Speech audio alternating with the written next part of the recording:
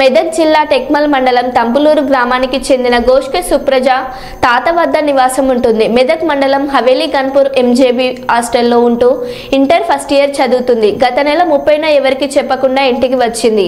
మరుసటి రోజు గత నెల 31న సాయంత్రం ఎవరు లేని సమయంలో చీరతో దూలానికి వేసుకుని ఆత్మహత్య చేసుకుంది. చదువులో ఒత్తిడి భరించలేక చనిపోయిందేమో అనుకుని బంధువులు అందరి సమక్షంలో ఈ నెల 1న అంత్యక్రియలు నిర్వహించి సొంత పొలంలో పూడ్చారు. కుటుంబ సభ్యులకు అదే గ్రామానికి చెందిన ఓ యువకుడు కొన్ని నెలలుగా ప్రేమ పేరుతో మానసికంగా శారీరకంగా యువతిని వేధిస్తున్నాడని గ్రామస్తుల ద్వారా సమాచారం తెలిసింది. దీంతో మేనకోడలి మృతి పట్ల అనుమానం ఉన్నట్లు సుప్రజ మామ గోష్క సాయిలు ఈ నెల 7న చేసిన ఫిర్యాదు మేరకు పోలీస్ కేసు నమోదైంది.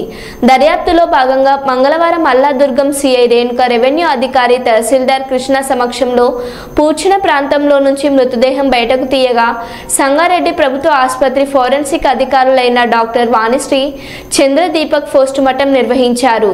ఈ నివేదిక వచ్చిన తర్వాత కేసు పునర్పర్వాలు తెలియాల్సి వస్తాయని పోలీసులు తెలిపారు. కాగా ఈ ఘటన స్థానికంగా కలకలం రేపింది. ఇప్పుడు